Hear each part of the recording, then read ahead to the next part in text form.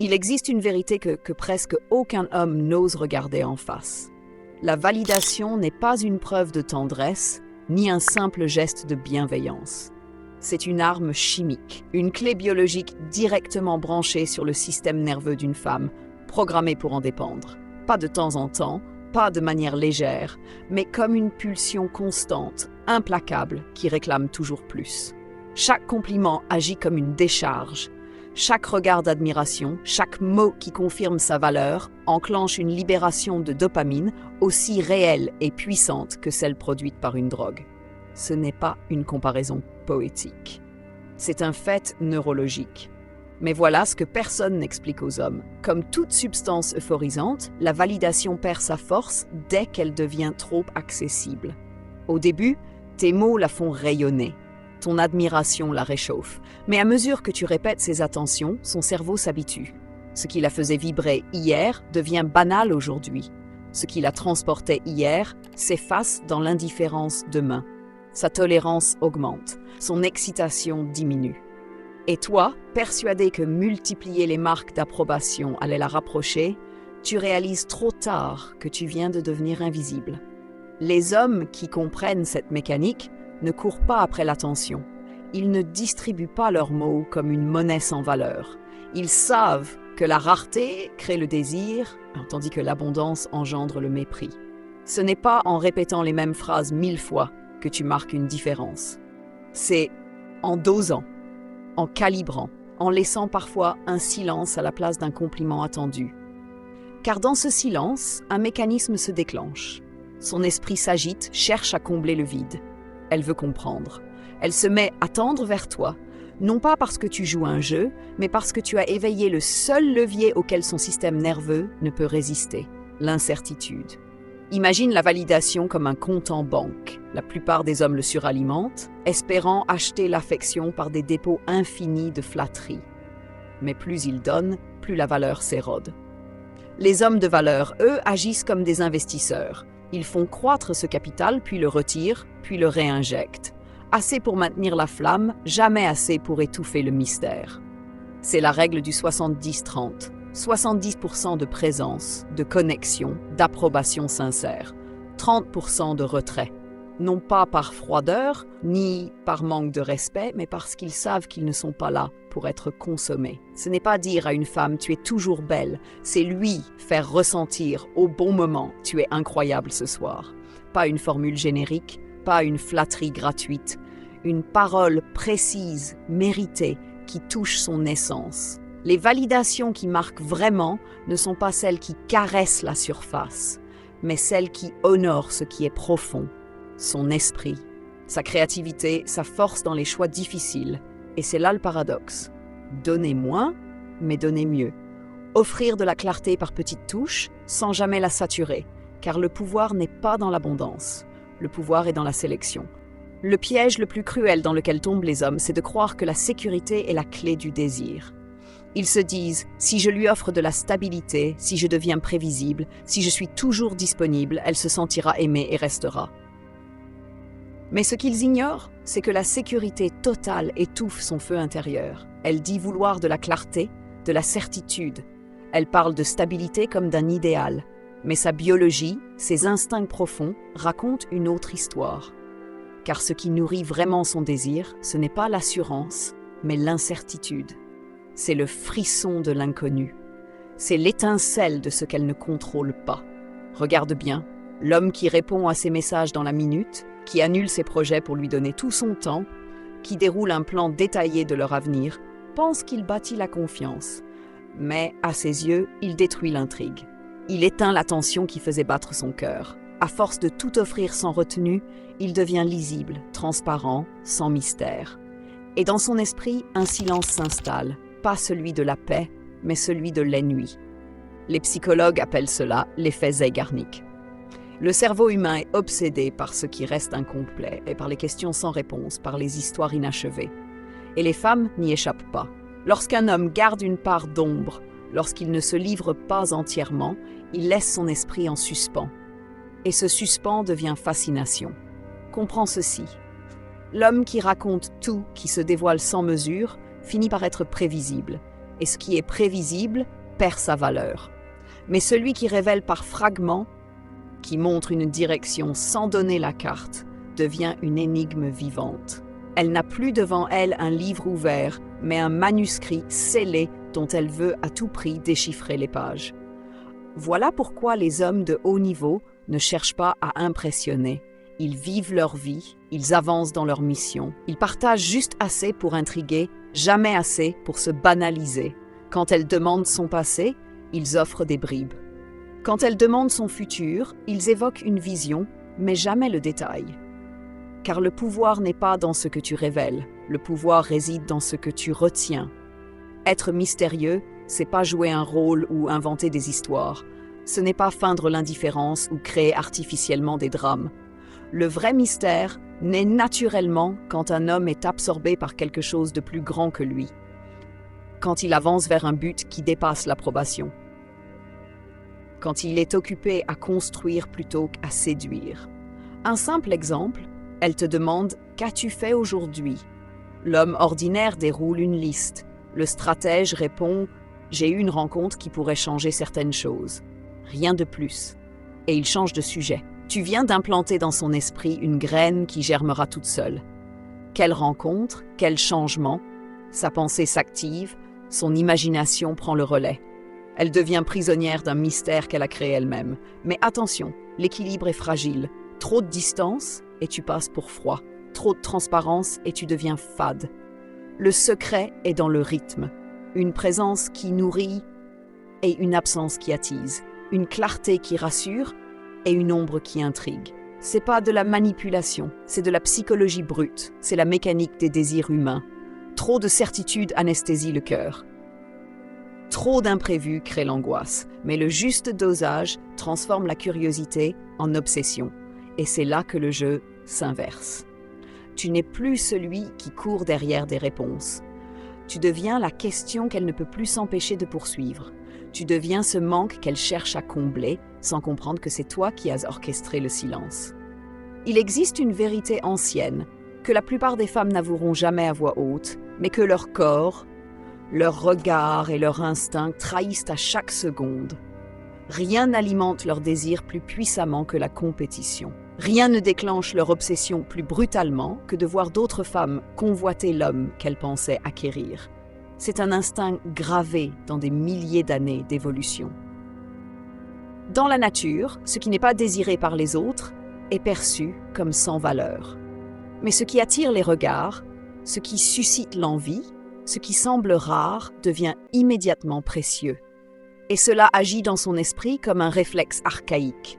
Si d'autres femmes le veulent, c'est qu'il a quelque chose que je ne peux pas perdre. Un simple sourire échangé avec une inconnue, une attention subtile offerte par une autre femme, un éclat de rire qui n'est pas le sien. Et soudain, son cerveau bascule.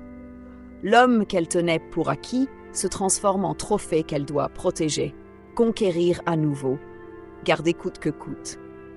Le sentiment de propriété se mélange au vertige de l'incertitude.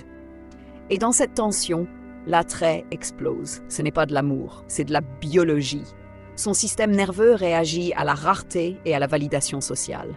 Dans une pièce pleine de regards, elle scrute les yeux des autres femmes. Elle mesure chaque sourire, chaque signe d'intérêt qu'elle t'adresse. Et plus elle perçoit que tu es désiré, plus tu deviens à ses yeux un homme de valeur. Souviens-toi, l'homme qui est accessible à toutes perd son éclat. Mais celui qui attire l'attention sans l'implorer, qui reçoit naturellement le respect et l'admiration, devient un centre de gravité. Les autres gravitent autour de lui. Et elle, même si elle ne l'avouera jamais, ressent une urgence intérieure. Je dois être celle qu'il choisit. Ce mécanisme, Machiavel l'avait compris avant que la psychologie moderne lui donne un nom. Un prince avec une seule alliance est fragile, mais un prince courtisé par plusieurs tient entre ses mains un pouvoir silencieux. De la même manière, un homme que personne ne regarde devient invisible. Mais un homme observé, désiré, choisi par d'autres femmes, se transforme en un aimant auquel elle ne peut résister. Le piège, c'est de croire que cela demande de la provocation. Les hommes immatures essaient de rendre leur partenaire jalouse en flirtant maladroitement, en cherchant à piquer sa fierté. C'est une erreur fatale. Car la véritable puissance ne vient pas du jeu, mais de la posture. Ce n'est pas dans l'excès, mais dans la simplicité. Être l'homme vers lequel les femmes se tournent ne veut pas dire collectionner leur regard. Cela veut dire incarner un homme qui attire naturellement, par sa vision claire, par son calme, par sa présence enracinée. Tu n'as pas besoin de chercher l'attention. Tu n'as pas besoin d'exagérer. La pièce parle pour toi. Le respect émane de tes gestes, de ton assurance, de ton indépendance. Et elle regarde. Elle observe comment les autres femmes réagissent à toi. Elle analyse chaque interaction, chaque sourire, chaque éclat de voix autour de toi. Elle mesure sa place parmi elles. Et dans ce simple calcul silencieux, son désir monte. Car elle comprend une chose. Tu n'es pas un homme qu'on subit.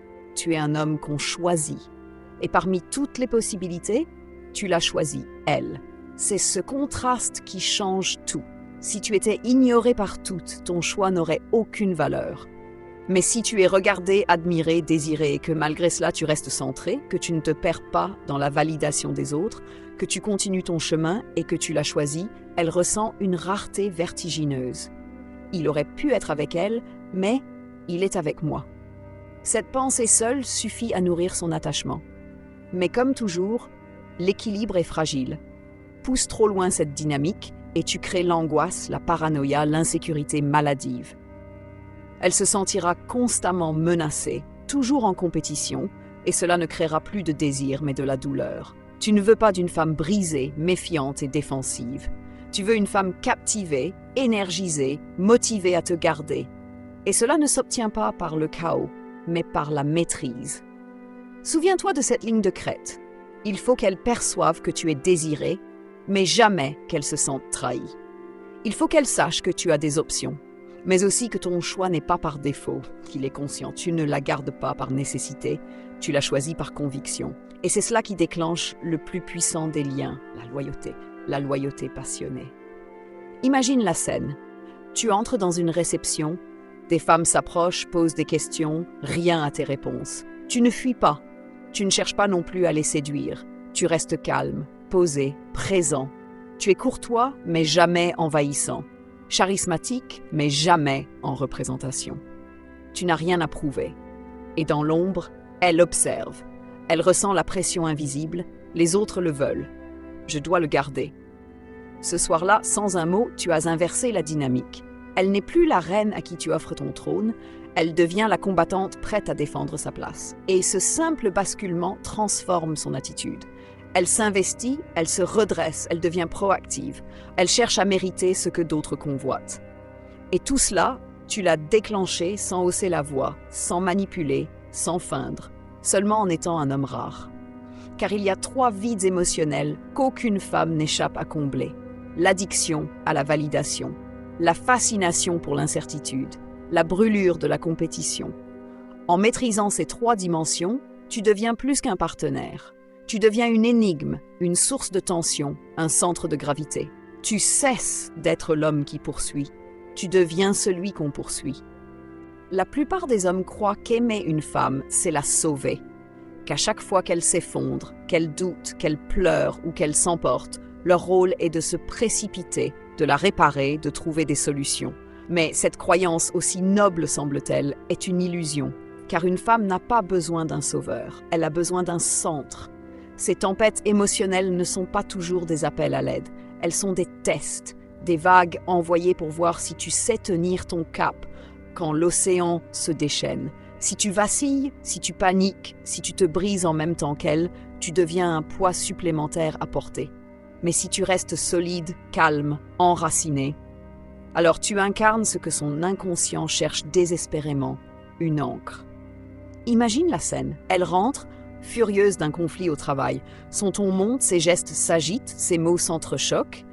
La plupart des hommes réagiraient immédiatement, chercher une explication, proposer 1000 solutions, ou pire encore, s'énerver à leur tour. Résultat, le chaos se démultiplie. Mais l'homme qui maîtrise l'art du leadership émotionnel reste immobile. Il l'écoute. Il ne s'effondre pas, il ne se laisse pas avaler par la vague. Sa voix reste posée, ses gestes lents, sa présence stable.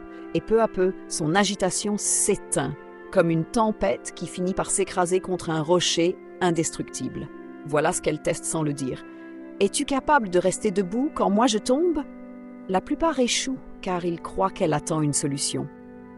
Mais ce n'est pas de réponse dont elle a besoin, c'est de ta force silencieuse.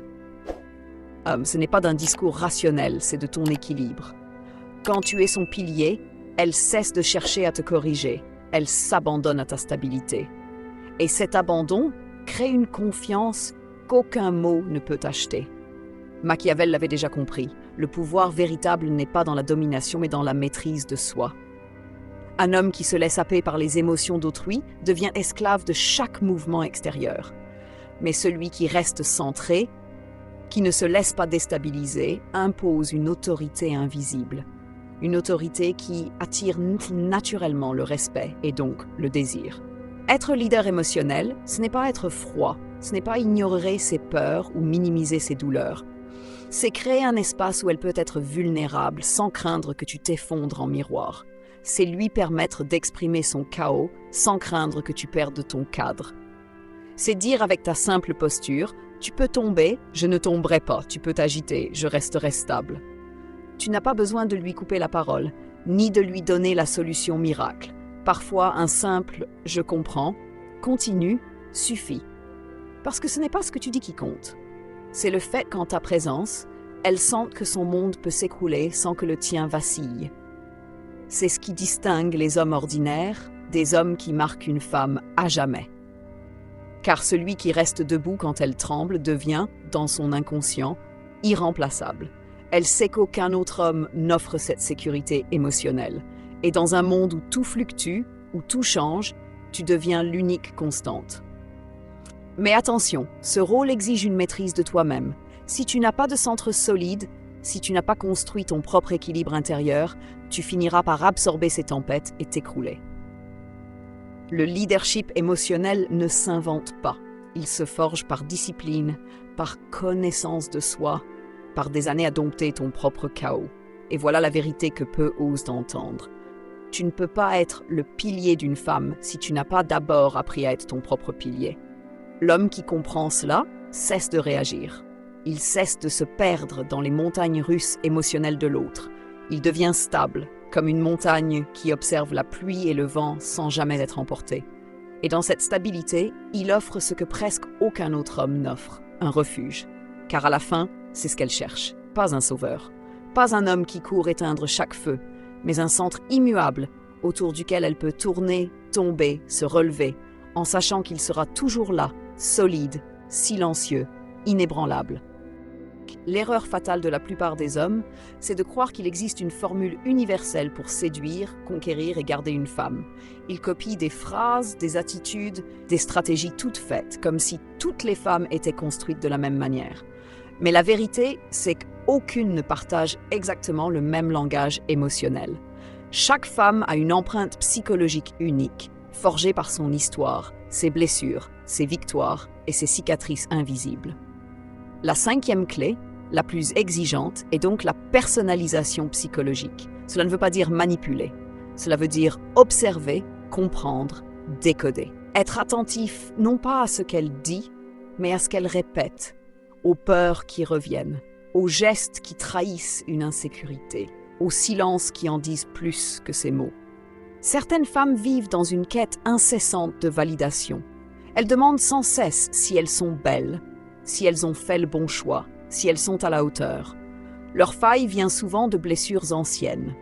Ici, tu dois manier les compliments comme une monnaie rare. Ni trop peu. Assez pour nourrir, jamais assez pour saturer. D'autres, au contraire, cherchent la certitude.